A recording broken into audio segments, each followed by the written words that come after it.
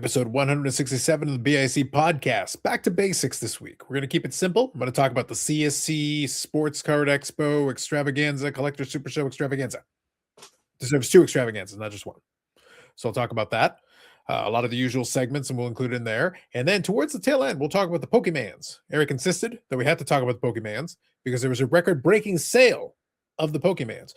Why are we going to spend time talking about this, in addition to Eric's personal passion for it? There are many layers of, it's 7 degrees of what kind of shadiness is this?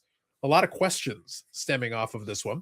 We won't be able to solve all of them tonight, but we'll present a couple of different thoughts related to this particular sale, especially since it's going to get full court press as far as promotion. But there are a series of dominoes that immediately fall one after the other, and a lot of questions that we have. So we're not just talking regular conventional shadiness that Eric is usually involved in. We're talking like another layer of shadiness right on top of it. It's like Eric shadiness squared. So we'll definitely discuss that. That and more in this episode of the BIC podcast.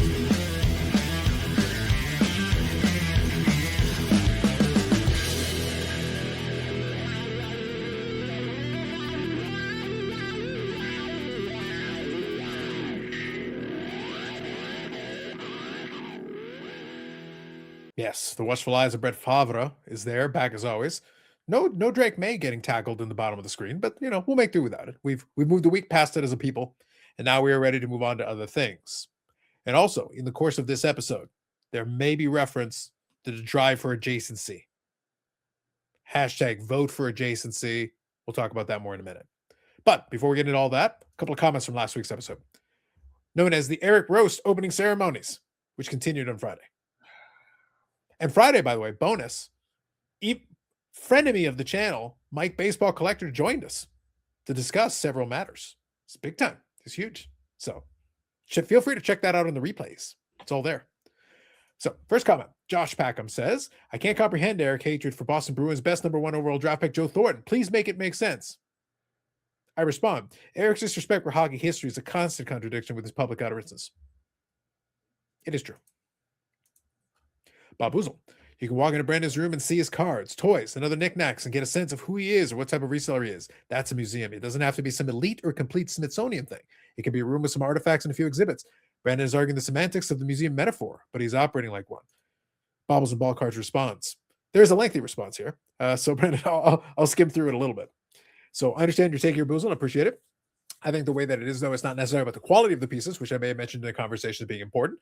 My takeaway is that looking at my items or displays as things I personally enjoy. And when I think about a museum, I think about a curation that appeals to a larger audience. So you can check out, there's more to it there, but just to start off kind of the response on that one. And plus, there were things in all caps, so that's important. We got to have all caps. So if we have all caps in there, that's a serious exclamation point on the response. Can you go towards the bottom, though, and put where... I talked about if need be, I can put a sign on the door. Yes, I can. Let me scroll through here. If I need to place a sign on the door that says the Great Museum of Bobbles, is in quotation marks. Quotation marks, much like Eric. Eric has been putting quotation marks in the past, of which is much, much more significance in the Museum of Eric, then I will concede the discussion and proceed forth, because either way, it's just about what I enjoy and like. That's fair. And our card says, Bravio, Octavio. So thank you for that. We thank you for your participation in the comment section. Now, it is time for everybody's favorite segment of a non-game show variety. It is time for the silly card of the week. We did have some viable choices this week, but it was very much a one-sided conversation this week. It did go in a certain direction. So, what I'll share with you, and by the way, as we count every single vote, the only true democracy in this world, but I got to tell you, I think some opportunities were missed this week. But nonetheless, democracy is democracy, so we're going to count it. So here we go. Here are the results. Choices were made. The Bobbles and Bar Cards selection received 70% of the popular vote. That is a strong mandate. Mm-hmm. Picture Day received 19%, and people didn't appreciate the guilty look of Shohei Ohtani and didn't understand. Shohei was up to something. And 89% of you let him get away with it. 89%. Whatever shadiness he was up to, now he understands that he can get away with it anytime he wants, because you don't even bother to look at him and realize that he knows something. He might know something about my second main topic. We can't say for sure, but you guys let him get away. Eric, signs were given and they were missed. Listen, I think I should win every week, so I'm just going to agree with you because I didn't win this week. Therefore, signs were missed and opportunities were lost, and I'm a sore loser. And Bobbles can go pound sand. Wow. Just wow. Well, there will be an opportunity to redeem himself this week. We do have a brand new selection of options this week, and it will be put in the community post. So you will all get a chance to once again make your selections. So let's see what this week brings us. Here we go. First item on the docket is a Pavel Bure leaf card. Go ahead, Eric. Wait. Go ahead. Explain yourself. Yeah, I found this while sorting some cards at the shop, and immediately I was. Oh, wait a minute! Back up. Oh, what the hell is this? I just found this to be utterly ridiculous. The matching outfit, you got the sweatpants, the sweatshirt, the hat. It's just the whole thing is utterly ridiculous. Now, Pavel Bure is one of the greatest players to have ever put on hockey skates. The Russian Rocket was a pleasure to watch, and I have nothing but respect for the man as a player, but this is just bad. So I don't believe for a second that he is actually doing a workout. You look at his right hand, it's all contorted and weird, and everything about this just doesn't make sense. So Brandon, so we understand each other. What Eric is confused about is that Pavel Bure would train for a non-sport like hockey. That's what Eric is trying to say. No. Well, did he start this off by saying the matching outfit? Yeah, well, Eric is quite the fashionista. He is quite critical of people's fashion. The whole thing is just, I mean, oh my God. So wearing a matching outfit is ridiculous. So we're supposed to wear non-matching outfits?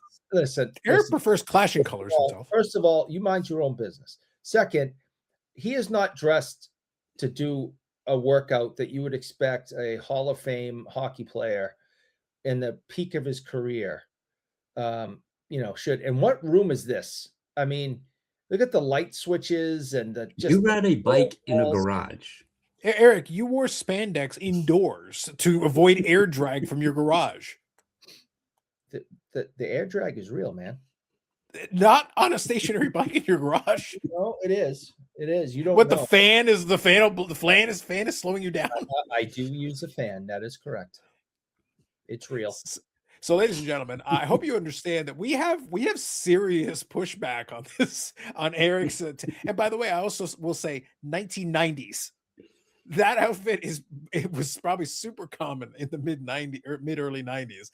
And Pavel Bure, to your point, is a Hall of Fame hockey player. So maybe he knows more about training methods than you do. Maybe, Eric, if you wore this outfit, you could be a proper athlete. No, I'll stick with what I got.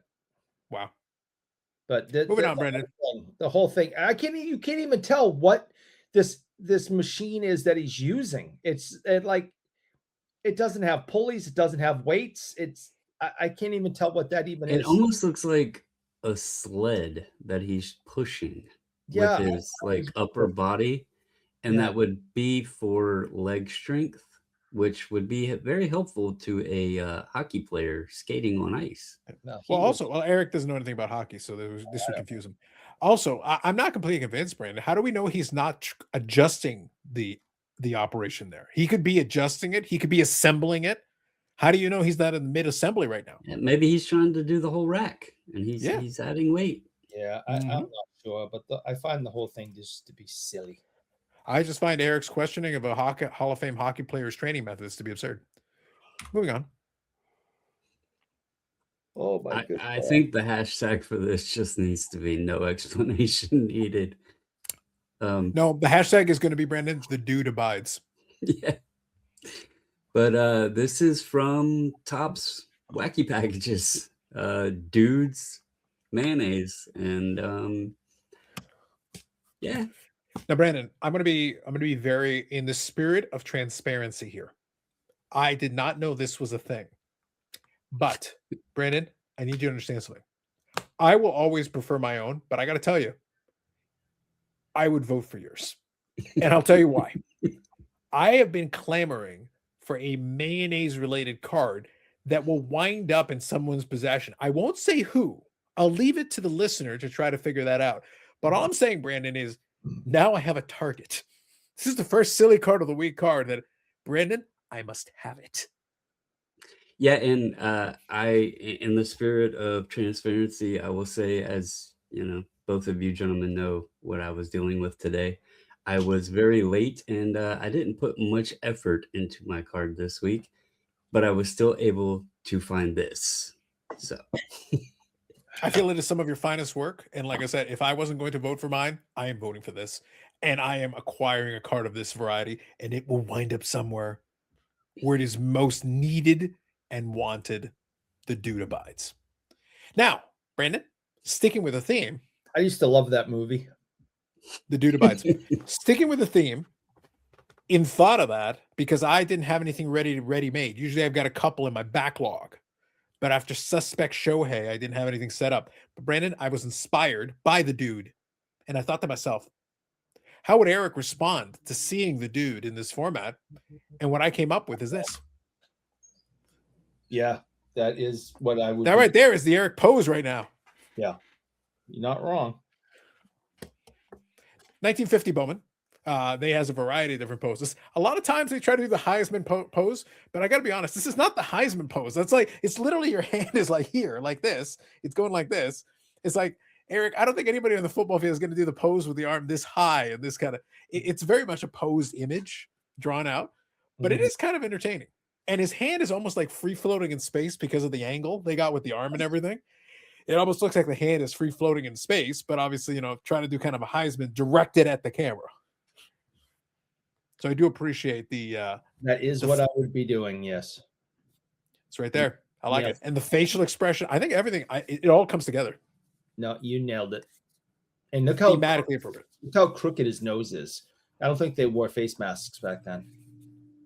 Very little, and most of the players, like even the ones that they've got some images with it, I think a lot of times they don't have a face guard. I think some guys might have like the single bar. Like a couple of guys might have a single bar, and that'd be about it. That nose is crooked. There's a lot going on right there. I like it. All will be included in a community post on the channel. You can make your selection. All votes are counted. The only true democracy in this world. Speaking of democracy, it's abided. Speaking of democracy, there's a segue. It is now time. We have entered the realm of the YouTube Sports Card Hall of Fame. The most prestigious fake Hall of Fame made up by Mike Baseball Collector back in the day, which is bastardized into a glorified popularity contest that has ever lived. And look, all we're going to say is right there. Vote for Adjacency. BIC. Brandon, we got an uphill battle. There is a lot of channels of the vintage. The vintage baseball is right now in position to dominate. It's like a race. They're ready to take number 1, number 2, number 3, number 4, number 5, number 17. Yes, Brandon. Can I make one argument? Please do. There is not another channel on YouTube, especially in sports cards, that has someone on the panel that is constantly given hell as being as vintage as I am. So we have vintage cards, but we also apparently have vintage people. You old. So you just take that into account. All of you vintage enthusiasts, we not only have the cardboard, but we have the humanity. Just remember when you're voting. Eric, this is a convincing selling point. These are there are angles to this. I'm just saying. There's a lot going on. But look, if you haven't already, if you qualify for it, vote for Adjacency. Vote your conscience. And by your conscience, I mean enough of the fucking vintage baseball card channels. You'll have a chance next year, the year after that, the year after. There's enough, Eric, for like the next 12 years. At least. Like, for God's sake. We'll get into it later, but maybe the Pokemans take over. Pokemans are coming for us. We don't get in this year. Moving forward, all Pokemans all the time.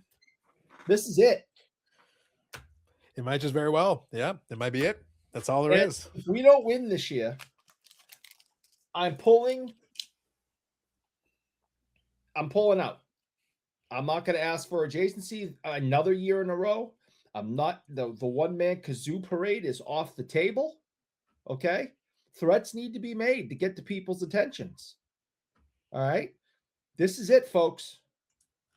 You're not going to get me begging you for votes ever again. Unless we get in. That's it. We might, and Brandon, to kind of piggyback off of that, because Eric likes piggyback rides, to All right. piggyback off of that, all I got to say is, Brandon, if we cannot rig this in our favor, like, and at this point, we might just have to rig it. It would have to be rigged. We're going to have to rig this super hard. If we can't rig this in our favor and achieve the satisfaction and justice that we demand, then I am withdrawing any acquiescence and admittance. As far as I'm concerned, this Hall of Fame is null and void. Deal. Lies. Yep. That's it. Lies. Y'all disqualified. You're all out. All of y'all. Gone. Excommunicated. Just think about that. Hall of Fame is closed. Think about it. Closed. Done. Closed. Doesn't even count. Yep. The Hall of Fame Museum closed. We just talked about museums closed. Yep. As far as I'm concerned, Brandon, at that point, it's not even the Hall of Fame. It's the Hall of Meh. I mean, Boozle said I have a museum. Come on. What more do you people need? The old man has a museum. Look, all I got to say, and just as a final note on this, and Eric, I talked about this on Friday, but I feel it's appropriate. Remember, we have some key luminaries who have thrown their support and endorsement behind this very program. Dan's Vintage Baseball and everyone's favorite, yours and mine. Next up, because I'm Carlos. This is proof that I don't vote for just my friends, because although Carlos and I are civil with one another, he's not somebody I seek out, if I need a shoulder to cry on. I'm not going to call Carlos. But Carlos is great for this community. He does live streams every Friday. He's very insanely consistent, 7 years plus or something. Like, dude, don't you have something else to do on Friday nights? Like, you never have anything to do on a Friday night? But apparently he doesn't, and he keeps doing these live streams, and it's a fun place to go hang out. I pop in every once in a while and watch for a little bit and see what's going on.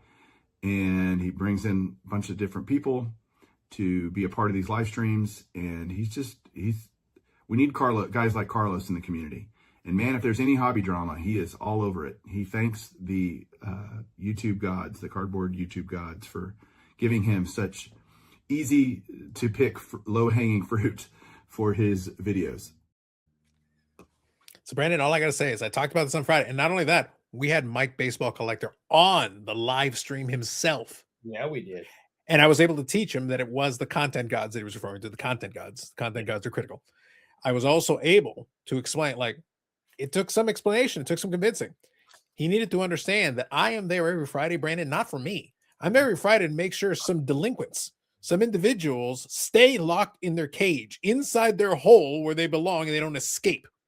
I take one Friday off, Brandon, and he thinks he can escape. Well, I just have a question.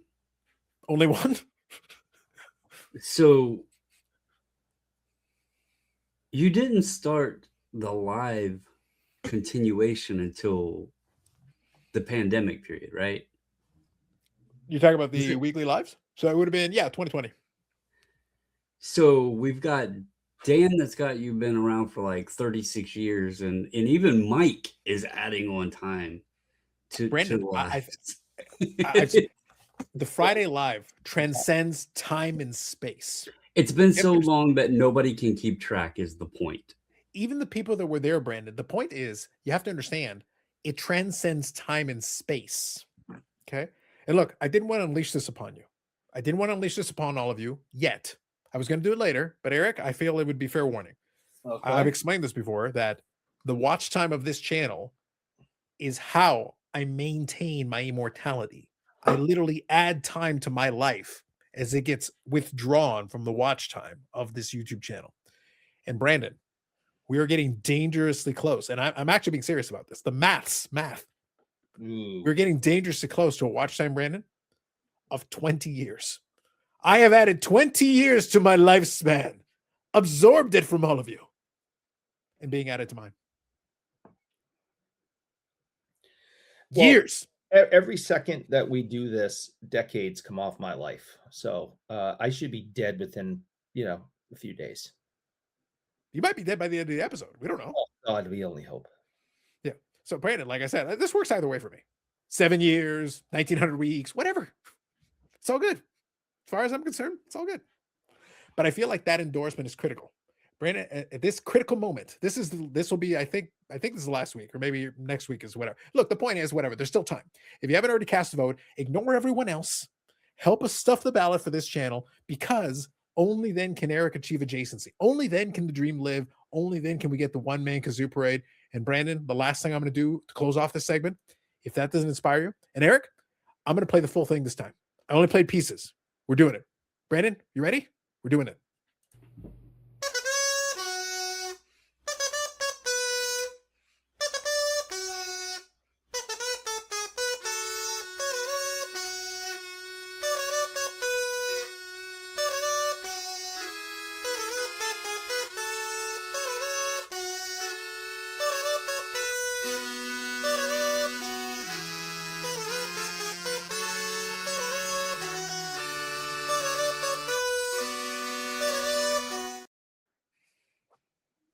See, Right. the kazoo is a great instrument. Mm-hmm. And the best part about that, Brandon, is that video is from like 11 years ago. By that point, the live stream was already like in year 8 or something. That's my understanding. It predates YouTube, is what I'm trying to say. So when, Amish Dave and them are talking about the OGs, the Friday Live was already there, man. It was there for years. Y'all just didn't acknowledge it until much later. Think about it. So now you know. So hopefully that helps y'all. So wanted to make sure we had that segment in there, Brandon. It was important that we cover that. At least make sure we touch on it. So I actually have a couple of pickups that are related to the CSC Super Show Extravaganza. Is there any pickups that either one of you would like to share in the pickup segment before I do that? I only got one thing in. The mail didn't run today, so That's fine. That's fine. Eric, is there anything in your tickle trunk of junk that you would like to show? Oh, I have all sorts of things. Well, why don't you grab 2 or 3 and then we'll go with that. Well, I would like to start off by showing you a autographed game ticket of Reggie Lumlin's first victory in the NHL from 1979 against the Detroit Red Wings. So this is a torn ticket. Someone went to the game, kept the ticket. All right, at Olympia Stadium. And you got Reggie's auto right on there. So that's new to the collection. First victory. Atlanta 4, Detroit 3, 120, 1979. So that goes in the Reggie Lumlin collection. Next thing would be, I'll just do this real quick. Had the pleasure of going to see Hockey Hall of Famer Harry Sinden today at his home. I got a chance to meet Harry for the first time and his wonderful wife. Both of them are in their 90s. And I had him sign a Hall of Fame puck for me and a Bruins puck for me. And we also had him do several things for the shop. So it was great to see him today. He's doing well, got a great sense of humor, and was very happy to see us and welcome us into his home, and very, very friendly, and had some great stories and told some funny things, said some funny things, got us all laughing. So today was a good day. So I got the Reggie ticket and the 2 Harry Sinden pucks signed. So those would be my new items today. There you go. So as part of this, I'm going to link it into talking about the Collector Super Show. So real quick, I'll recap what it is. Instead of doing a standalone video, I just figured I would talk about it here because there are a couple of stories related to it that I thought were pertinent, and we could talk about that, and it'll tie into the pickups themselves and everything. I just figure I'll kind of do this all together. So real quick, they did it at the same location at the International Center that usually the expo is housed.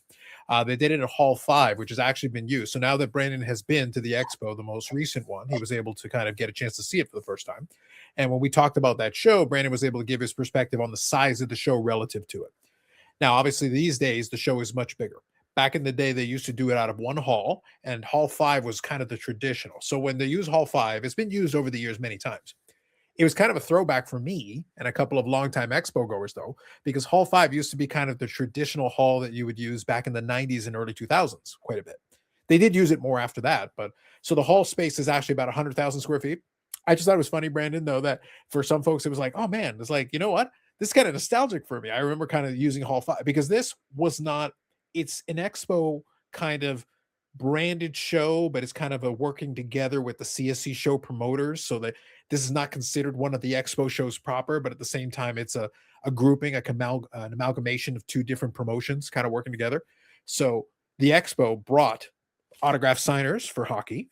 They also brought a lot of sports card dealers. So they did have a decent amount, and I'll get into more detail on that in a second. But the key to the branding was the CSC show part, which leans more heavily into the TCG, the Pokemon and all that.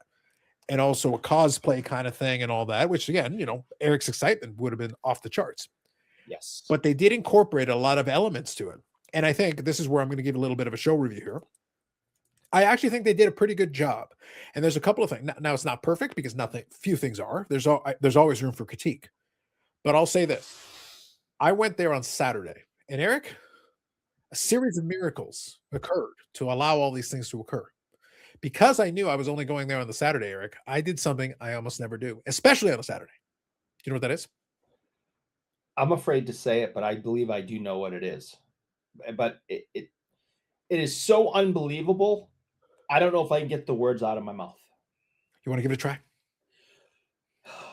You went in the more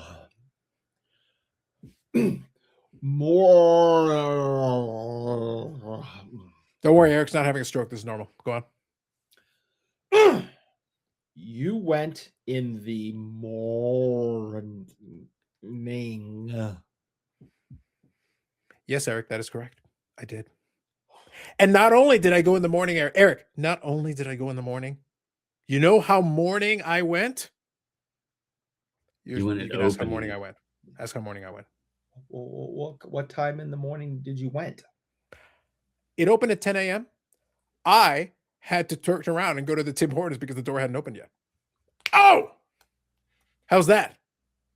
I went and got my second caffeinated beverage before the door opened. Boom. You just blew my mind. And you know what? I got in line. But now here's the difference. On a Saturday on this show, they had a line, but it was already inside and it wasn't really that crazy because again, it was going to build for them. This is not the expo. The Saturday of the expo was madness. Oh, yes. This one actually did very well and built as time went on. So I'll explain more in a minute, but it built as time went on. But they had a little bit of a line. I already had my ticket already. I had taken care of all my pre-work. I printed out my ticket ahead of time, had it ready to go. I had some stuff I was going to drop off a ComC, already had it ready to go with the paperwork. Had a couple of cards I was going to drop off a slab shop, already had it done with the paperwork. There's a theme here, have everything ready to go, throw it in a box, throw it in the backpack, we're ready to go. Okay. So I go in, I'm walking in with my iced cappuccino because I need my second dose of caffeine. Sure. Scan the ticket, get my wristband, all good. I walk in, and who do I see near moments from the time I arrive? The Burrell. The Burrell. See the Burrell. So this is part of the theme of this story. Because it is not one of the normal expo shows, it built slowly. But by the time it got to the afternoon, it actually had a pretty steady flow of traffic. It wasn't crazy like the expo because they didn't have as many dealers as the expo. But ComC was there. Slapshots were there. PSA had a presence there.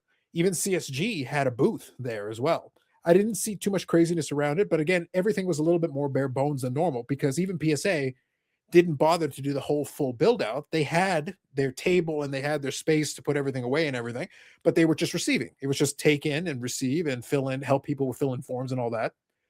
But what was interesting, and I'll tell you, even though it wasn't as big as the usual expo show, I actually think that worked in its favor. And I actually liked it because you didn't try to pack everything.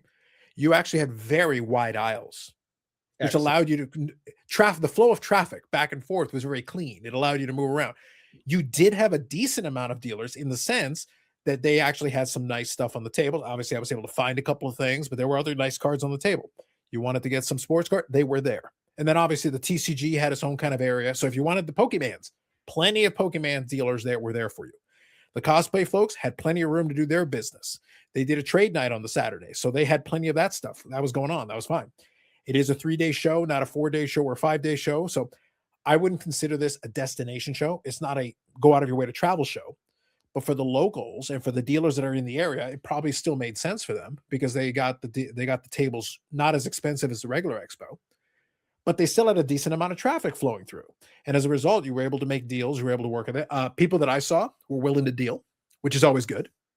I did have a couple of observations. One of them was that obviously people were willing to deal, which is great.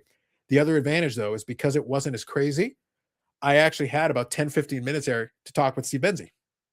Excellent. Obviously, he's running the show, but on a Saturday, to tell you that I had 10 or 15 minutes on the show floor and the Burrell and I were able to have a conversation with Menzie is to say that we actually had a little bit of room to work with. So he was still doing his usual thing. Everything was operating, but we actually had a chance to have a nice chat. And I was able to chat with Brad a little bit as well on the side because he came in for the PSA. And I was able to have a conversation with the folks from ComC. So the story of the show, Brandon, is I was still able to find myself. But the point is, we left by about 3 in the afternoon. So I was there for about 4 or 5 hours. I was able to scan through and do a snake. And even with the conversation, still see basically every table. It still took hours. It wasn't like a 5-minute walkthrough, but at the same time, it wasn't so big that you can't see it in a day. You could totally see it in a day, but it wasn't small. It was a nice, comfortable size, and they fit it well spaced within this 100,000 square foot space. So they had enough room for everything to work.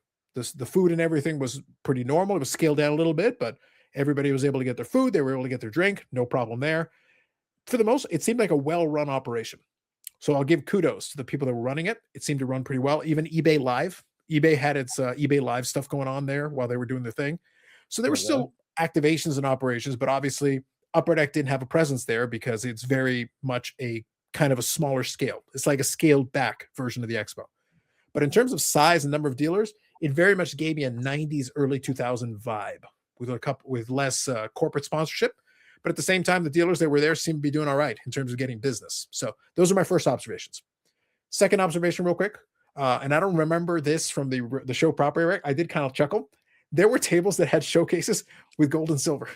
Somebody had a 100-ounce silver bar on there if you wanted to buy it. I was just kind of laughing. I was like, interesting. Okay, that's kind of interesting. Buy, Mortimer, buy. Yeah, I was going to say.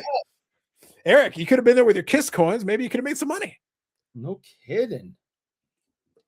So there were, obviously there was the usual compliment. We did, like I said, we did have plenty of, if you really wanted like a crazy amount of sports cards, you probably weren't going to get that, but there was a decent amount. And there was vintage, there was modern, there was a combination of all they're in. One more quick thing I'll share, and then I'll open it up if you guys have any questions, because I've got more stories, but I want to kind of open it up. Stephen with a PH, one of fellow Canadians here with my Canadian cards as well. I got a chance to chat and hang out with those guys. And he actually completed a deal to acquire a 52 Topps Jackie Robinson. Wow, look at that. Very nice.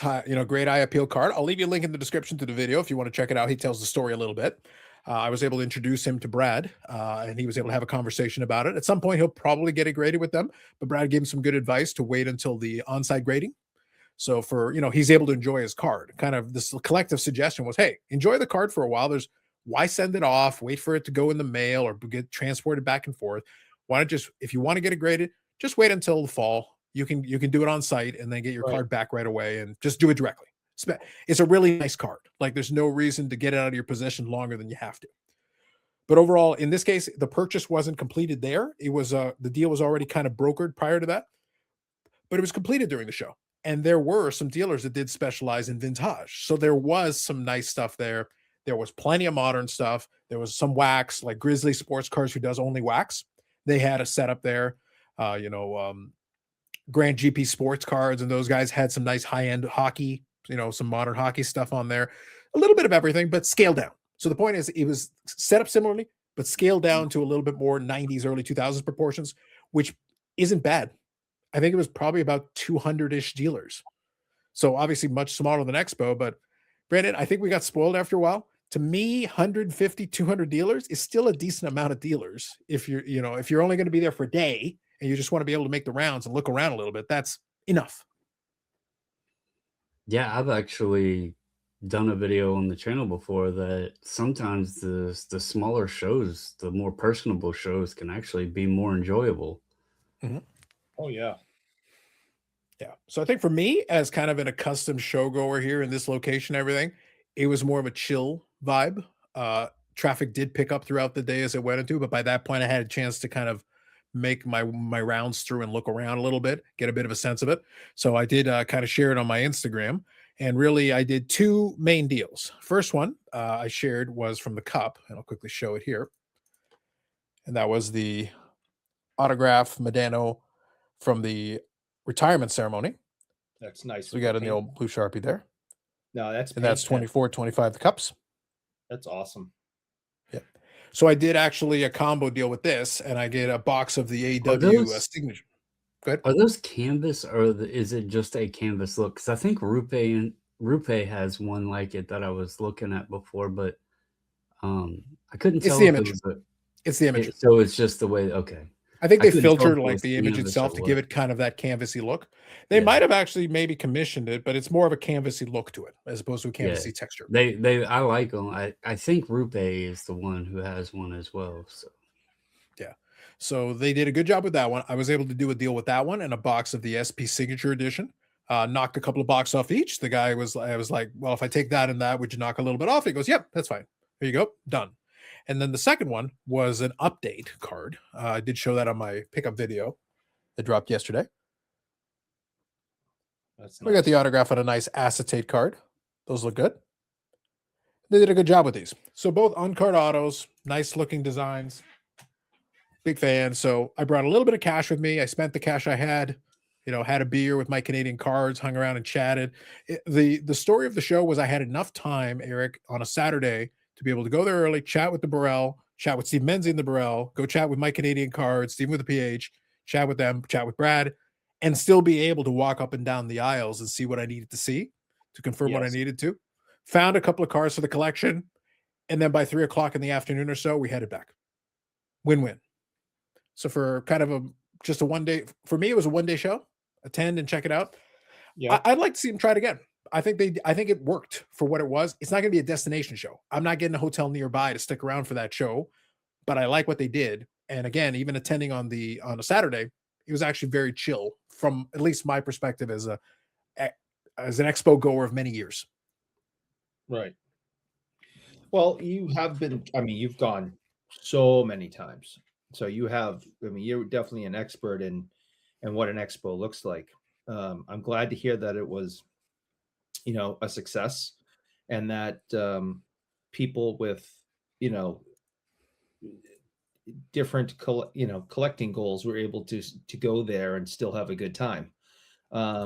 If you had to put an estimate to it, because you're a numbers guy, percentage wise, best you can, what is the percentage size difference of that event? Is it 20%, 25%, 50% compared to, say, the November show, which I'm familiar with, and now, Brandon's familiar with?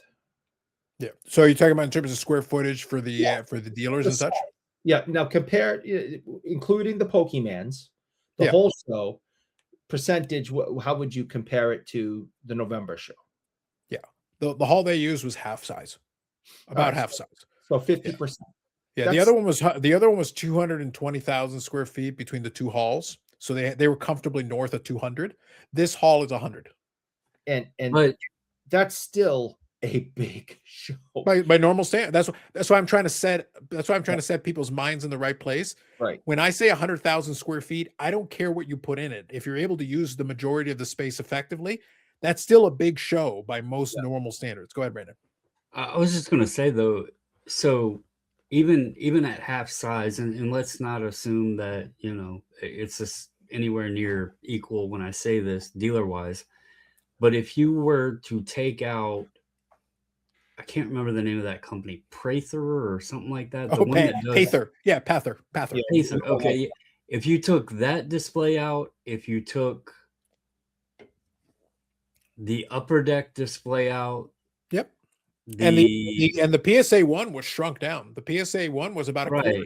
So if you took a lot of that out, I mean, that eats up a lot because that Pather booth is massive. So like that's a lot of square footage that isn't even necessarily dealer. So if you're saying that it's half square footage, but mostly dealers, that's still a good, you probably didn't lose a ton on the dealer side when you look at the amount that some of those corporate booths took up. Yeah. So, what you lost was the traveling dealers. So because obviously for that show, you're not necessarily going to be able to draw a lot of the folks from the other side of the country.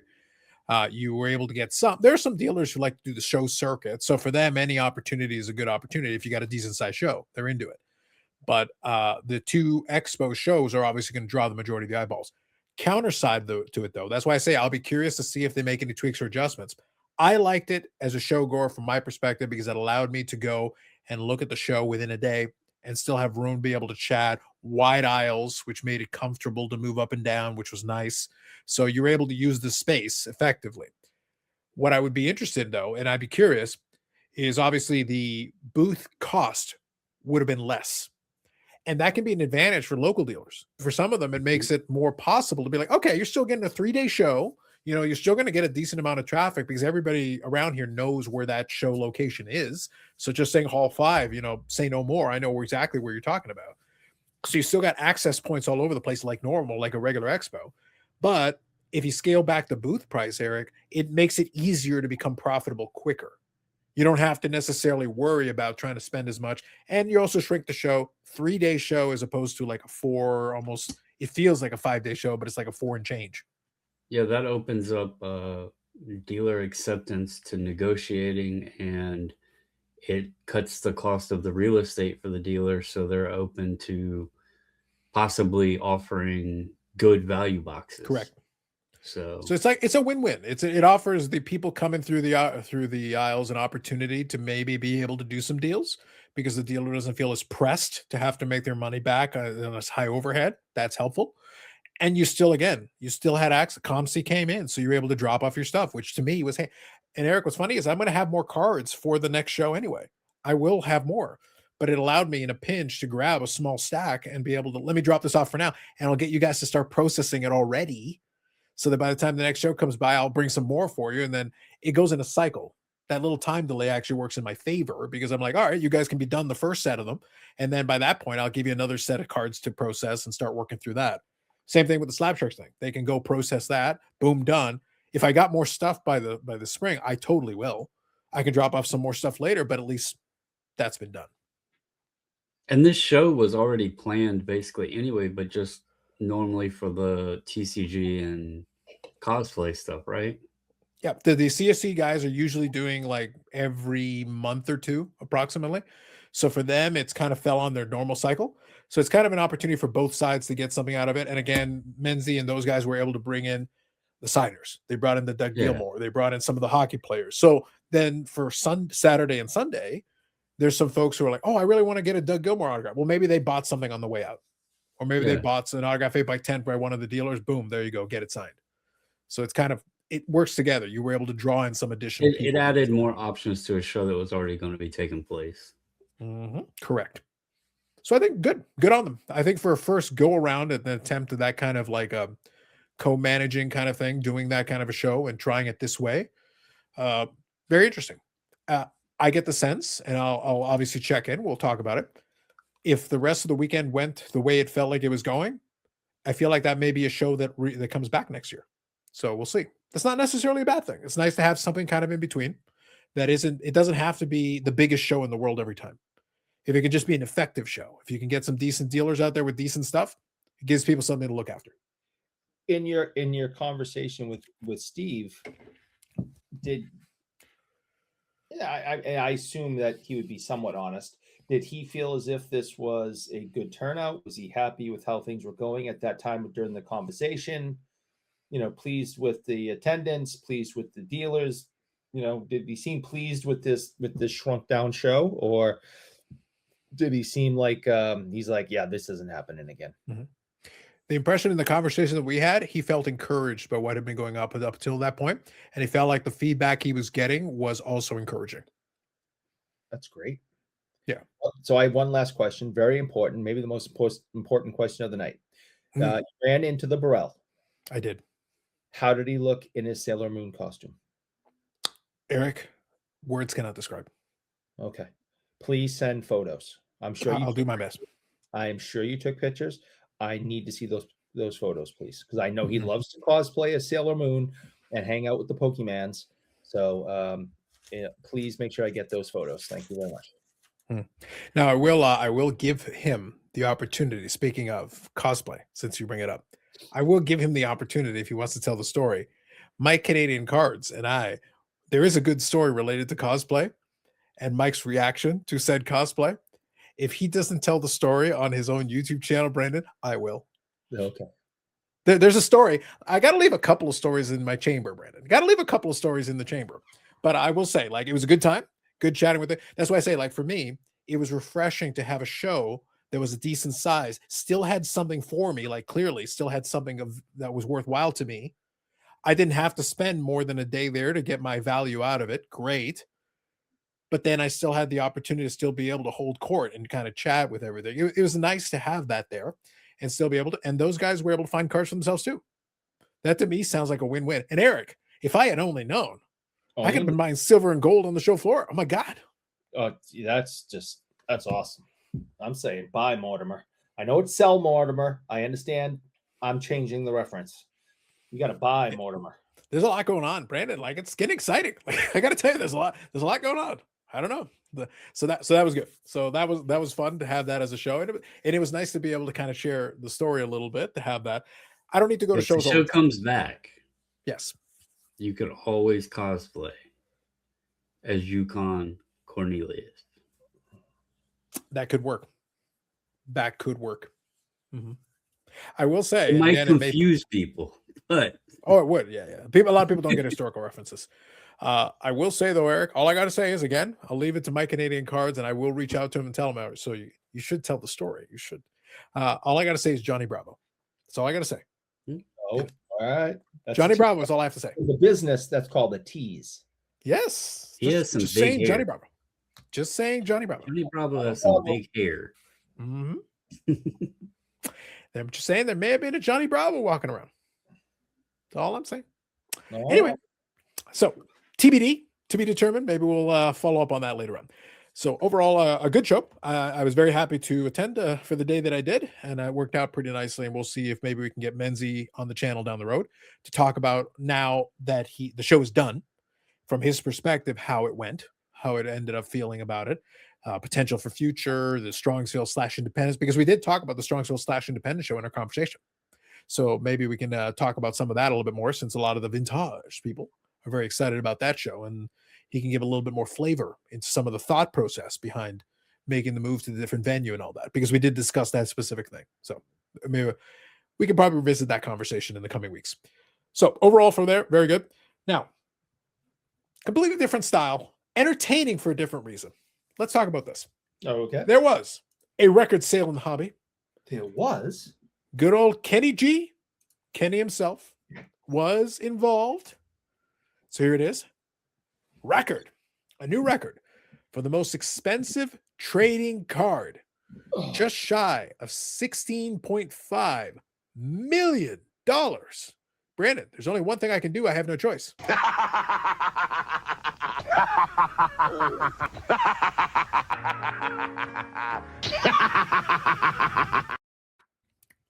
Yes, indeed. I don't think you had a choice. Did not have a choice. My hands were tied. I Nothing else I could do. I agree. But for this record-breaking card, sold by Logan Paul, he of no controversies whatsoever. We'll get to that in a second. That was the PSA 10 Pikachu Illustrator, which some people may suggest is not really a PSA 10, but that's one element of many that are of question. I will leave a link in the description to you for a Rattle Pokemon video discussing this very sale. So here it is. I'm simply going to read you the title of the video. The video title is PSA 10 Illustrator sold after scam, all caps, on Logan Paul co-founded Liquid Marketplace. Funds, RipIt. We're going to get to that in a second. So Brandon, there's a lot of interspersed components here. A lot of components. So there was the sale. If you were following on the Instagrams, Kenny G was all over it, talking about the excitement. 16.5 million. Couple of quick points of order. First one, obviously, Logan Paul had that card off of Liquid Marketplace that was referenced in that video. And the video does recap some of that for you. So if you're not too familiar, you can get a little bit caught up on it. Liquid Marketplace was kind of co-founded, or at least Logan Paul associated himself with it very heavily early on. As things started to go south, he kind of distanced himself from it, even though he's literally on the website. Like he was literally all over that website, all over it. We're going to revisit that in a second. That PSA 10 Illustrator was part of that deal. It was like a fractional sharing kind of deal at the time. It was one of many items that they tried to include on there. Side point, Liquid Marketplace is currently being investigated by the Ontario Securities Commission. So the Ontario, Canada equivalent of the SEC kind of thing. They're looking into some shadiness, let's say. So we're not going to delve too deep into the particulars of the legalities.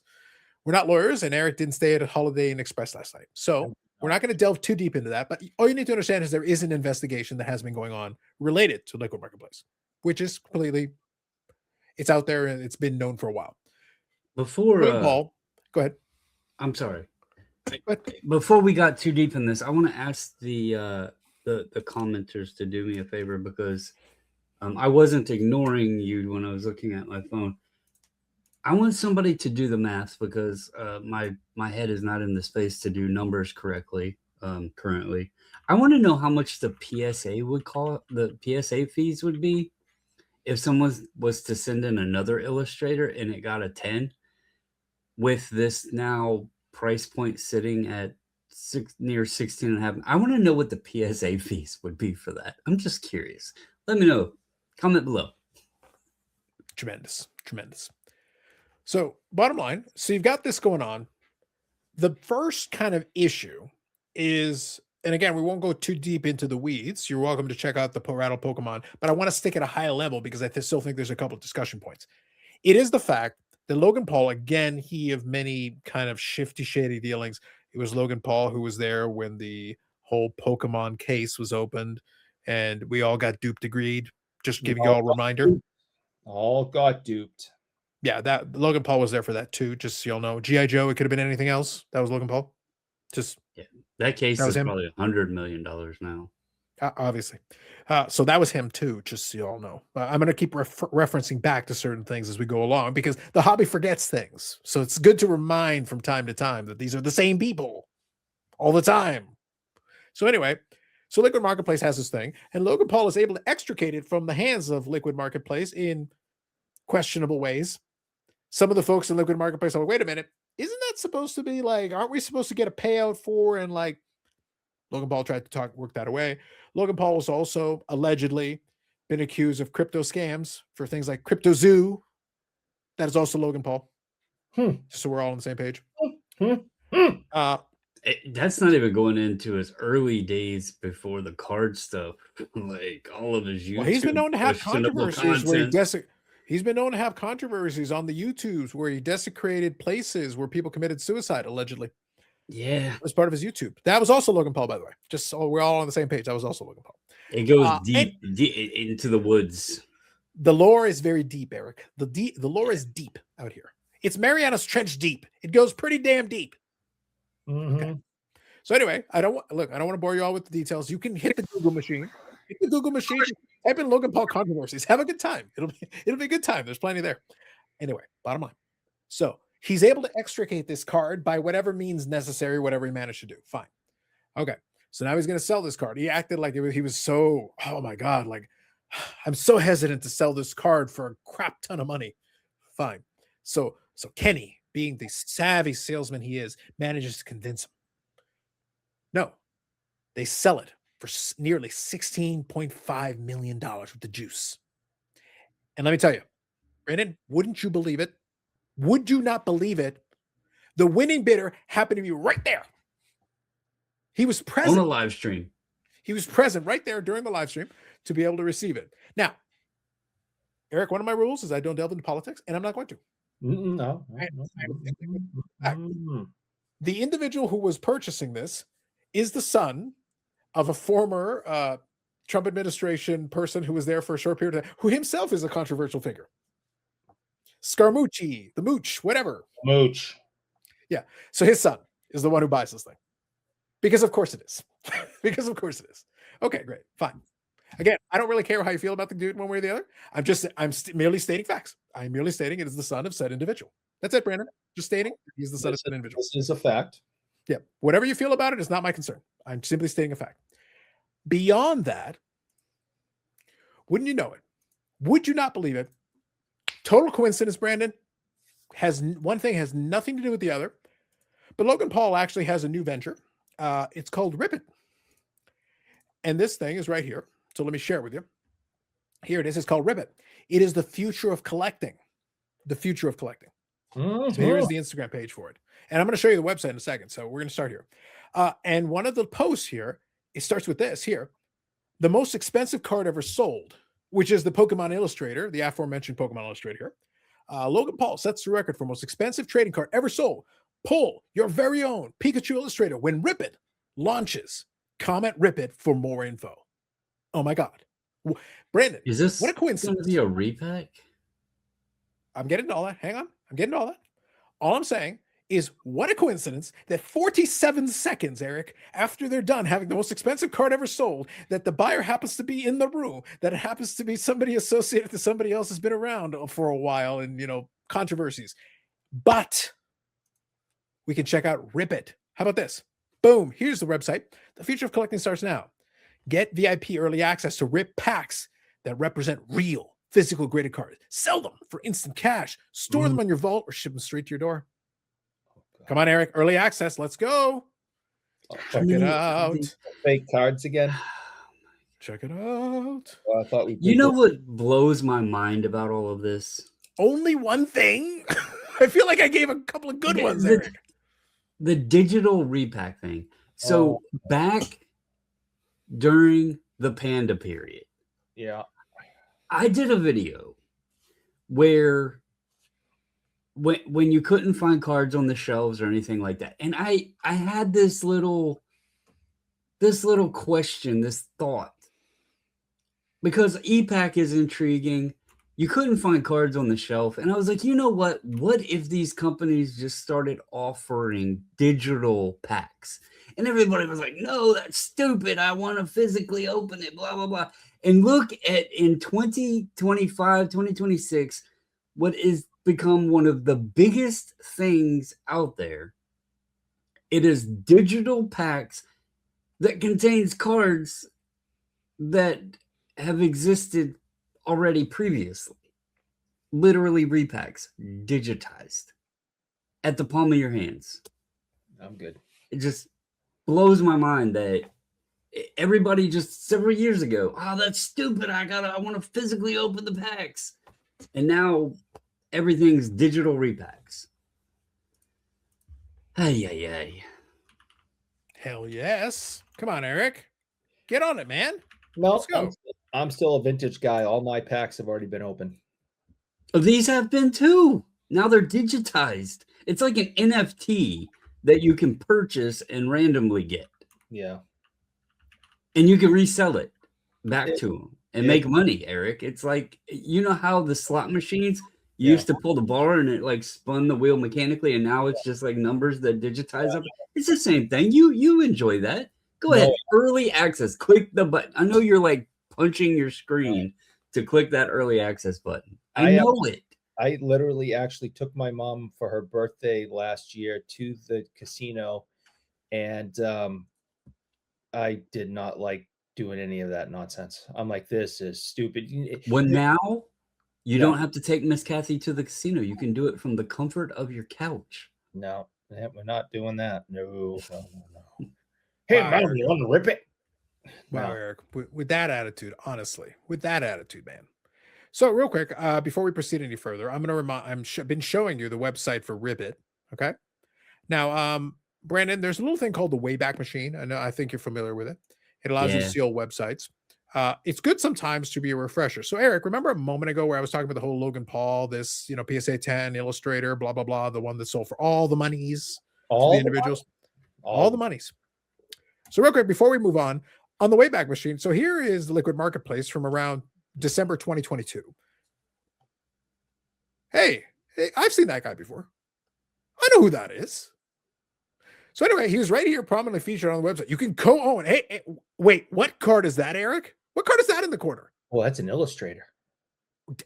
Brandon, it's like on a banner. It's like Logan Paul's on the banner with the thing. I'm just saying, this is all the kind of things you could have done. This is back in 2022. Pokemon That's an Alex Illustrator. Ovechkin. Yes, look, dude, it's got everything. Look, boom, yeah. With the Illustrator. Let's collect together. Here you go. Let's talk with Logan Paul, Steve Aoki. Hey, Steve Aoki, I've seen that guy too. Yeah. It's crazy. I remember, it's almost like it's the same fucking people forever. Anyway, one more thing. Coincidence. Last thing, I promise. And then, Eric, then the mockery really begins. I haven't even begun to mock yet. Haven't started. Here we go. All right, here's an X post. I'll read it to you. It's a little bit small, but allow me to read it to you. This is an X post here. Attention, Liquid Marketplace users. As you may know, the PSA 10 Pikachu Illustrator was previously listed on Liquid Marketplace, where users could purchase tokens that, according to the company that he was on a big ass banner with. Banner. Yeah, he was on a banner. Yeah. So according to the company, represented fractional ownership interest in the card. In May 2024, consistent with the platform's terms, I repurchased the card. I paid a substantial buyout amount to the platform, which was intended to be distributed to the fraction owners based on their respective percentages. I was informed at the time that funds had been distributed accordingly. Yes. Unfortunately, afterwards, the company and some principals faced regulatory scrutiny, understatement, a process of which I have no involvement or insight, as it does not relate to me. Funny how it doesn't relate to you. I recently learned the platform also experienced operational issues, which affected user access to accounts that funds held on platform. As a result, many Liquid Marketplace users have been unable to access their buyout proceeds of wallet balances with no clear timeline for resolution. Scandalous and shocking. I am as shocked as you are. For those affected and unable to withdraw your funds, please know that I am actively working with Liquid Marketplace to help ensure these funds can be released in the near future, just as intended when I repurchased the Illustrator in May 2024. Well, luckily, Logan Paul has $16.5 million that he could. Well, I don't know about this one, Eric. I don't think it's going to happen. Anyway, so this X post is from December 24, 2025. I present these things. I present these things, Eric, not to cast judgment, not to cast any points. I am merely stating facts. I merely read what was written on the X post. If this was the live show, I would excuse myself, run into my boudoir, rummage through my t-shirt collection, and pull out my Liquid Marketplace t-shirt that I got at the Expo for free. And it's at the very bottom of the bottomless of bottoms of my t-shirts. But it is, I think I know where it is. And I would come running back wearing it as a gag. So, Brandon, before we proceed, I have a couple of more. Now that I have completed reading several facts, Brandon, I feel, please check me on this. I have stuck predominantly to showing you websites, Wayback Machine images. Eric, am I making shit up? Like, am I not showing you the things as I'm reading them or saying them or pointing? I think the one thing that you did not add, and you could go to a Wayback Machine to really kind of glue it all together, is and I know you quickly mentioned it, that you could have shown the video of the GI Joes. I could have, which he was also a part of. Yes. So everything this guy touches seems a little shady. So Eric and Brandon, and may it please the jury of the internet, I'm not going to accuse anyone of anything. I am simply, for the sake of this conversation, going to point out that after a while, and I'm going to pose this as a question in the form of a question. After a while, Brandon, if you are consistently associated with, within close proximity to, or shady shit continuously happens in every direction around you that we can find, left, right, up, down, front, back, everywhere, Happens a lot. do we not have to ask questions at the Brandon, even in the most generous of readings? Perhaps you are a terrible judge of character of the people whose company you keep. Well, I would like to rewind back to the beginning statements of all of this. And there is a simple example that can lead to the answer of the question. Who was in the live stream with him? Whose platform was it sold on? Because that individual also has a lot of questionable history, yet still proceeds to be entrusted with handling high-end items in this space. Gets his own show. Now, Brandon, as you're saying these words, I just want to make sure, Eric, in the spirit of full disclosure and transparency, Okay. no matter what happens, no Yeah. matter what is said, Yeah. Kenny, I still love you for one reason. Yes, you're still a I legend. mean, Look, one good thing came out of this. What? And Look, has Eric, I anybody don't deny any of the noticed- rest of it. Eric, I don't Is deny any anybody, of the rest of it. let's give this shout out to the young girl that was part of the live stream. Does Ken Goldin, is he like Pawn Stars, where he's just got a Guinness World Records person on call? Yeah, I need to call in the Guinness World Records person, because wasn't Guinness there for the Cheetos art thing too? The highest. So Brandon, I'm glad you brought this up because I was about to go there. So Eric, I needed to take a moment. I needed a moment to really enjoy this, really absorb it into my soul. Because as my good friend and me, Mike Baseball Collector, said, Eric, let it not be said that if there is not a dramatic stone to be turned, that I will not have some fun taking and poking at it. Yes. Again, Cheetos art. One of the golden era of this hobby that was Cheetos art was, at least in part, brought to us by Kenny. And for that, Eric, I will always have a soft spot in my heart for old Kenny. Was Cheetos art more significant than we actually given it credit for, though? Because it kind of wrote the foretelling story, because Cheetos art outsold Jumpman Cheeto, which kind of started to paint the picture that the Pokemans were overtaking the sports. I mean, if Cheetos art can outbeat Jordan Cheeto, arguably one of the most significant sports figures, and Cheeto Zard beat Jordan, I mean, we should have just knew this was going to happen. Brandon, there is nothing that we can. There's nothing positive in this world that we cannot attribute to Cheetos art that I will fight you on.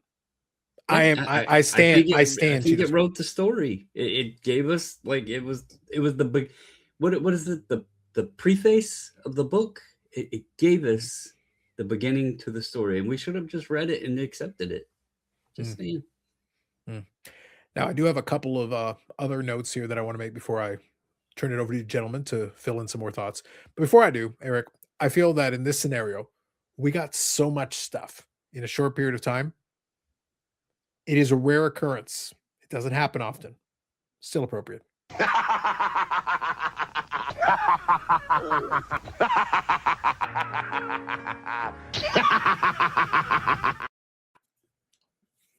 Yes.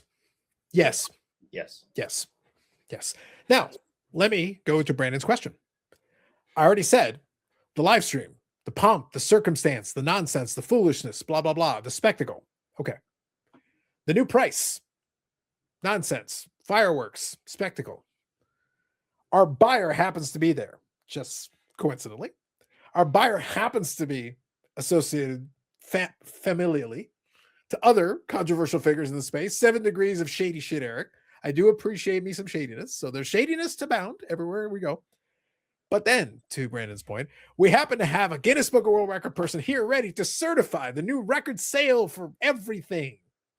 And you're selling it to your new business partner.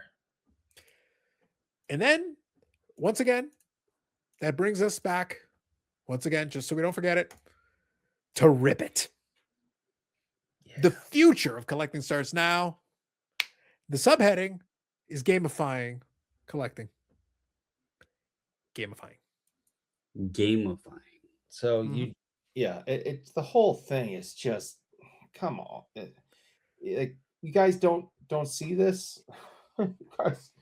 I mean, come on. Wait, but Eric, look at how happy Logan Paul is. Do you not see his happiness? What the hell is that leaderboard prizes?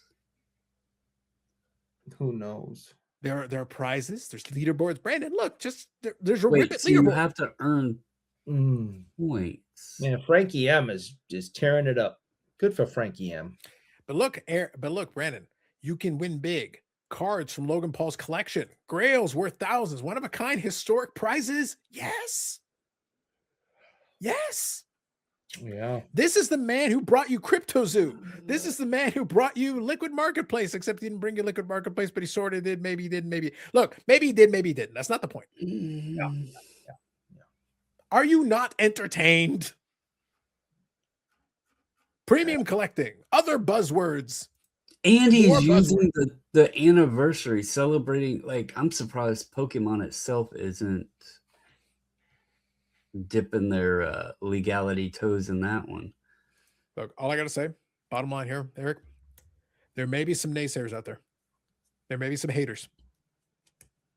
In fairness, I'm a hater. But there may be some naysayers out there. There may be some haters. But Brandon, let's be truthful. If you're a naysayer, not if you're a hater. If you're a hater, that's a noble calling.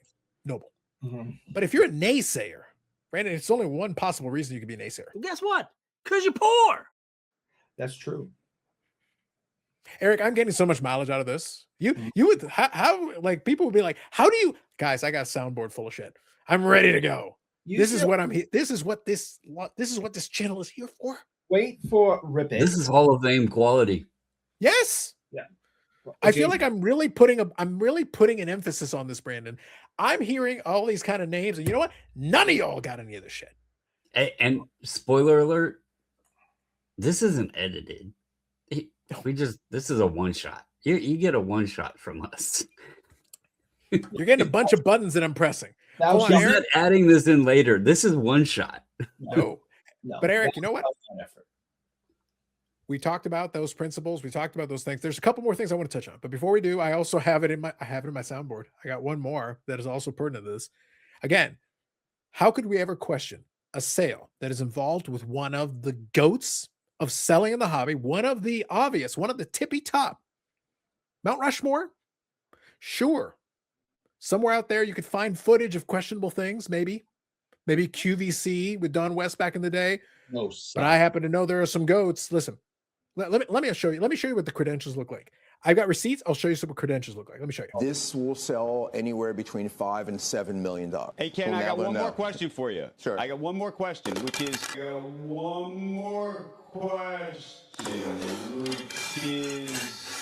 Yep. For the kids out there who are thinking of buying new cards. You don't get a 3 full one. You don't get a 3 full one. Careful. Let's remind everybody that this illustrious Gem Mint PSA 10 Illustrator outsold the 1.5 Honus Wagner that was featured and the SGC 9.5 52 tops Mickey Mantle. The Illustrator did not just take over the collectible card space, it defeated 2 of the crown jewels, the 2 tippy tops the Mantle and the Wagner that this hobby has always adored. And the Illustrator just came in and punched it in the nose and said, I am taking your crown because Kenny and Logan said so. I am moved. Eric, I got to tell you, I am in my glory today. Yeah. Maybe it's the YouTube Hall of Fame thing right around the corner. Maybe it's because the content gods spoke to me and said, Carlos, it is your time. Now is the time. And I had everything ready in the soundboard. Brandon, not a single one of the buttons that I pushed, they were all already there. All those things were already there. I didn't have to add them for this show. They were on standby. They were on lockdown because I knew it was only a matter of time before I got to use all of them. Well, I still think that in a short period of time, you'll see RipIt starting their own grading company for Pokemans only. And if you have Pokemans, You mean like Tag? it's something. No, worse than Tag. It'll be worse. It's the same thing. They're either going to end up going into business with somebody that's already got a company up and running, or they're going to start their own, like Tag. Yeah, and say this is the hotbed of the Pokemans. This is where the number one Pokemans card lives, and you want to do all your Pokemans business through us, including grading and authenticating and whatever else. That's the guy who's going to be grading them too. So you wait and see. There's going to be this. That's the next step, right? Is to use this to be a springboard into grading. So they're either going to go into business with an existing company or start another one. So I promise I'll tie this all up into a bow here. But a lot of this, let me be blunt, it's just an opportunity for me to really high step on the mockery on this, because we're not going to fix anything here.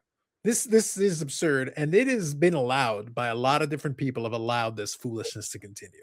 But watch who glorifies the sale in this space. Watch and see who glorifies or who glosses over all the issues. Brandon, there's a lot more issues I could bring up, but I stuck very high level to point out certain issues with all the particular components related, all the individuals involved, all their previous associations. Brandon, this took me minutes.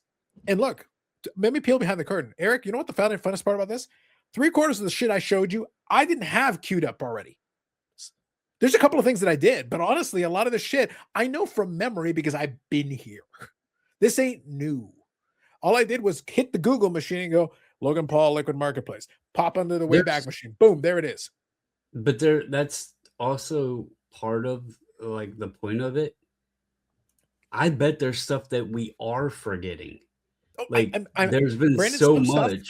Some stuff I am intentionally leaving out because there's more room. If you would like to expand upon this, I certainly encourage you to look into it.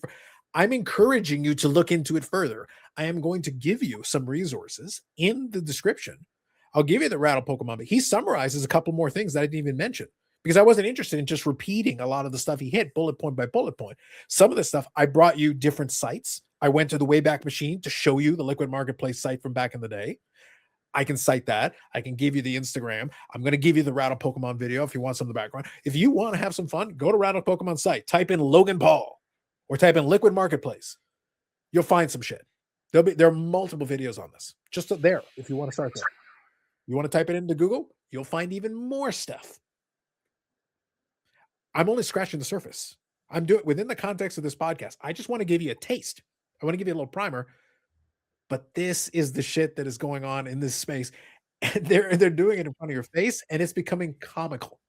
I'm going to come. You know what I would love? Watson, go ahead. I would love an interview with the runner-up bidder. There wasn't one. There's my point. I would love an interview with the runner-up bidder, because obviously we've seen the winner was in-house. The winner was there at the live. The winner was with Kenny. Who knows what access? Yeah, I'm not saying there was any shenanigans going on, but who was the runner-up? Who was the runner? And why did they stop? Why did they stop? Why didn't they keep going? What were their plans with the card? Were they a collector? Were they an investor? Were they a business? Who was the runner-up? I would love to get that story. We need more of the runner-up, the second place. We need the silver medalists. We need to get their interviews. Yeah, that's. I don't think they're real people. It makes for a hell of a Netflix show. Eric, corporations are people too. Yeah. All right. So let me let me take this to conclude here. Let me summarize, and then I'll take it in a different direction to kind of conclude here. Okay. So I've had my fun with this, and Lord knows I've had my fun with this. And again, I'm only scratching the surface. Eric, I'm excited because if anything else comes out between now and Friday, I will be in my glory. Truly, I shall be in my glory. It'll be tremendous. That's why I didn't want to ruin everything. But I wanted to give us a taste, an appetizer. By Friday, Eric should be up on the leaderboard. Mm-hmm. Could be tremendous. Could be incredible. So look, to put a button on this, it's a bullshit sale marketing thing for this new platform. Outside of this initial thing, we don't know too much about the platform, but I literally just scanned through the website with you, read a bunch of the buzzwords and things going on there. I'm sure we'll hear more about this. But there are individuals, allegedly, who, again, have been involved in a tremendous amount of shady shit, or at least been associated, again, allegedly, with a bunch of shady shit over time and a lot of shady characters over time. And for some reason, it's never his fault. Ever. It's never his fault. He's never the reason why. But after a while, I pose the question again. If you're constantly surrounded by what the fuck is going on here, I have to question some things, Eric. Even in the most generous reading, I have to think, man, you must be the worst study of character in the world. You literally bat zero. How do you do it? Yeah, Joe. We got Could have been anything else. Could have been anything else. Kenny is right there, front and center. And it couldn't have been anybody else, Brandon. It couldn't have been anybody but Kenny. It had to be Kenny too. Yep. I would laugh though if the to your point, maybe there was a second bidder. Maybe the second bidder was a corporate. I think here's the key point. There are individuals out there in the social media space who will talk about, they will say the correct thing, but they'll say it for the wrong reasons. They will say that the top tier price points don't really matter because at that point it's just this shadow game. I'm inserting the shadow game part where it's like, we're coming up with what ridiculous number can we come up with today? At some point, there will be something that it sells for 17 million to become the new highest. And it's always like the new highest by like 500,000 or a million or $1.5 million or whatever. Enough to look like it's a decent amount of money, but not enough to really, you know what, Eric, why can't the next highest selling sports card be 150 million? Fuck y'all. Just blow you out of the water. Go big. You're not even close. Yeah. But the bottom line is, well, I mean, it would have to be Jason Robertson, and I'm not selling any of mine. So, okay. Listen, I happen to know that on the Hockey Card Gong Show, there was a question where someone brought up Jason Robertson. And if I hadn't read who it was, the West Dub, I would have assumed it was the Jason Robertson pump himself. Mm-hmm. Just saying. But anyway, a question may have been brought up. See, Brandon didn't know that, but now I'm just informing him in real time. And now he's like, wait, what did he say? I will show you what he said. See, you didn't even have to do the Jason Robertson pump yourself. You sent out appreciate emissaries. you, Wes. You sent out emissaries to take care of your business for you. I see what happened. That's dirty. I see what happened. So anyway, the reason it was fun for me is the sheer absurdity of the spectacle. How obvious it is. It was so much for show. But like I said, there will be people. Go ahead. We did forget something. So I thought, and I mentioned this and shared it. I don't think this got talked about a lot. And I don't know if Logan was running it or if he was connected. But there was literally a betting site where you could place bets if the card would exceed 5 million, like all of there was literally odds. And I don't get into the gambling thing, so I don't know how all the plus minus, all that stuff works. But there was literally a site where you could bet on what you thought the card was going to do, what it would exceed. How much money was made off of that? So that is covered in the Rattle Pokemon video. Okay, yeah, I knew we didn't touch it, but because I seen it like early on when it was put up, which was probably the card ran in 2 weeks, a month, something like that. It was a longer run time for but I'm auction. Pretty certain Logan was part of that whole thing. Could be. So wouldn't shock me. Because I thought it was crazy. Like now we're placing bets on what we think a card is going to end at auction. I was like, how much deeper into gambling can we put the card space? Like, oh, right. Yeah. Now there's a lot of angles here. We only scratched the surface of the sheer amount of different options on the table. If you really want to dig into it deep, like I said, I'll leave a couple links in the description for you guys. But again, I read social media posts that try to do two things at once.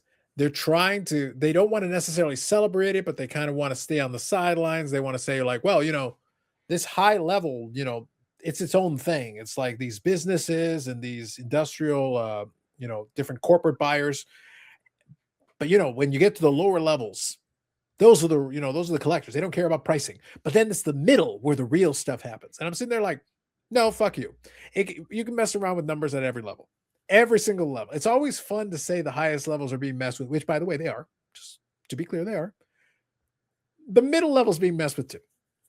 It messes with everything. And yes, a lot of people look at it as it doesn't affect me because I'm not playing in that game, because that is $16 million, right? Yes. But it's also goes to the phrase shit rolls downhill. And those sales induce activity at all levels.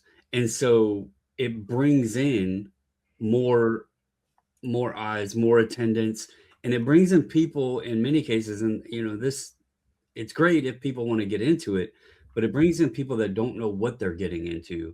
They don't know how it all, and that's when a lot of the lower end gets manipulated because they start overpaying and everything else, because they're seeing these high numbers and they think that things are going to reflect into that. So it may not directly impact what each of us are doing, but it still has an effect on it.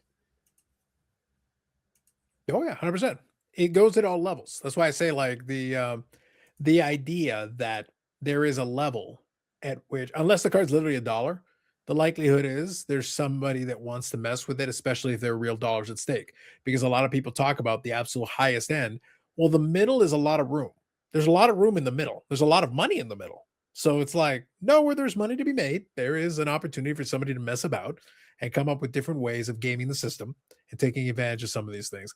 But it amuses me, the notion that we try to conveniently waive the category that we want to play in as being, oh no, this is the one where it's okay. No, that's not how that works. This story was just fun for me because of the levels of absurdity that it is and the characters involved, Brandon. Like, I couldn't have gone to Central Casting and picked a better group of characters. If I'm talking, I need some shady shit. Oh, Kenny, Logan Paul, bring him in. The cameras were there for next season's Golden Touch, so that's going to be the highlight of that whole season. Mm-hmm. Yep, there'll be a whole new cycle to sell the next thing and the next thing, and then this sale will be used as the argument or limit. Well, if that's worth that, well, then this should be worth that much more. It's fun. If you look at it as kind of a long-time observer, kind of hanging out in the same podcast episode. We can talk about like went to a card show, got some cards from the PC, had some fun, had a chance to chat with some folks, enjoyed.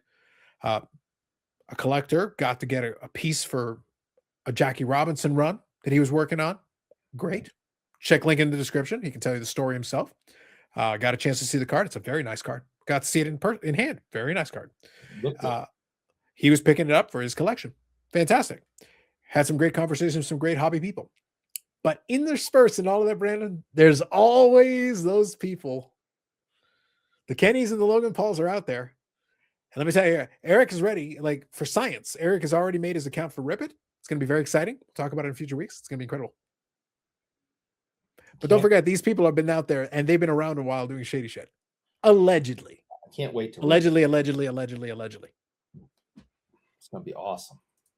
That's all I'm saying. There's a leaderboard, Eric. I'm going to be on top in a week. You wait and see. We'll be waiting. Yep. We should. Absolutely. So before we leave, Brandon. Allegedly. Just covering our bases. Allegedly. That's it.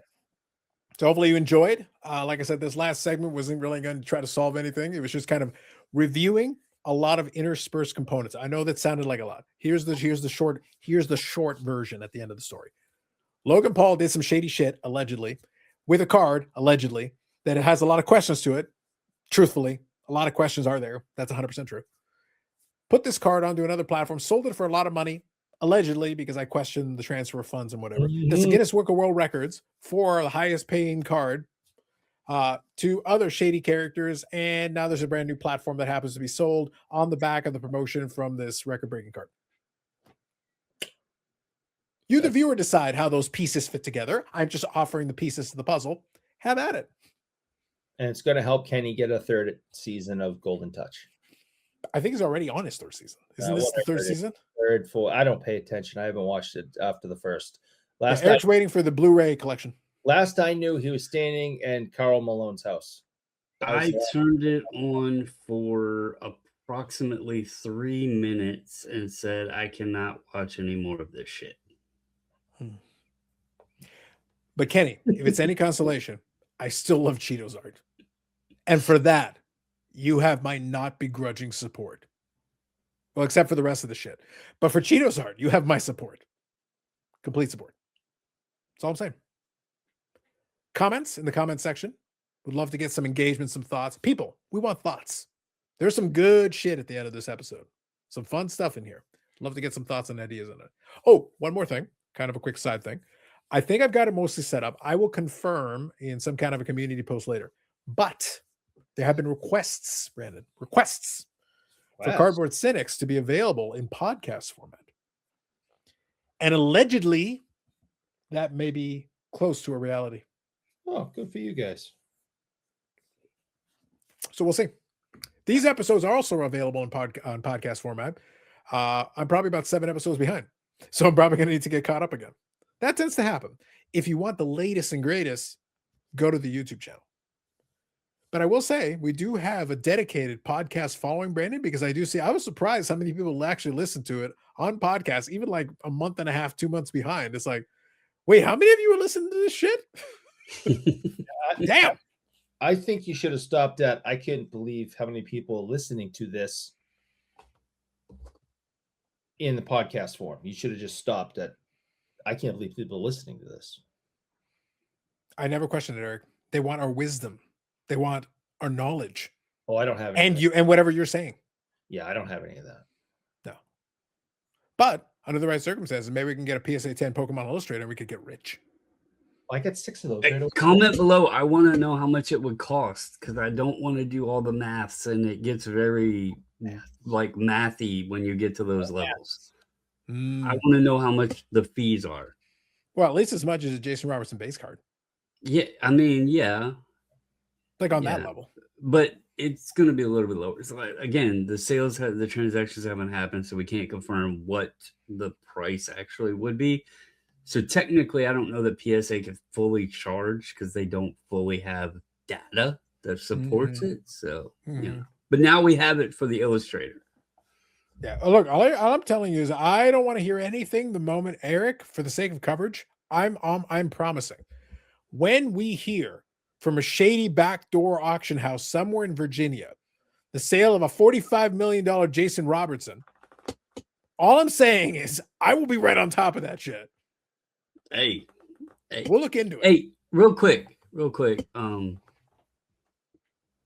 I wanted to ask about this earlier. and we kind of talked about it last week, but what the women's U.S. hockey team is doing, is this like historic record breaking if they can go ahead into the final gold medal game and have a shutout again? Because it amazes me that they've allowed one goal. Like, is that I don't know the history. I'm being serious. I don't know. Like, unprecedented. This is unprecedented. Well, Brandon, I gave you a graphic that showed you. I think it included the scores on the graphic. So yes, it would be, because it's never happened before with a few goals. And I didn't notice the goal thing on that graphic. Yeah. But yeah, okay. Yeah. Since Olympic hockey, since they've had women's Olympic hockey, and I think men started the same year. I think it was Nagano. I think it was 98. So since they started Olympic hockey for both, that graphic covers all the winners, and it covers what I believe the score was on the graphic too. So that'll answer your question, I believe. I don't even know if I can find it anymore. Yeah, you have to look in here the it chat is. history. Yeah, I believe it covers the scores. No, it didn't have any scores. It just had. Or just had the winner? Yeah. Yeah. Yeah. It's That's why possible. I was curious, because I was like, man, they've only allowed one. This has to be like, it has to be a record. I mean, should Guinness be there live? They're busy. Logan Paul is going to buy another Pokemon card. Like they don't have enough people for that. You can't pull them away from that. How many? I just thought maybe they should be there. I mean, this could be a Guinness World Record. Yeah. We'll get back to it after there's another Pokemon sale. RipIt.com. Wait, is it .com? It's probably .net. No, RipIt.co. It's .co. Oh. Yeah, it's .co. Fancy. There you go. Links in the description. Eric will be out there getting early access. Logan Paul looks super happy with it. So, like, what could possibly go wrong? I can't even imagine. Anyway, the hobby's gonna hobby. Time is a flat circle. Eric, it never ends. And remember, the content gods are good. Praise them. Praise them. Praise them always. More videos coming up on the channel. Bobbles and ball cards, unassociated 540 flips.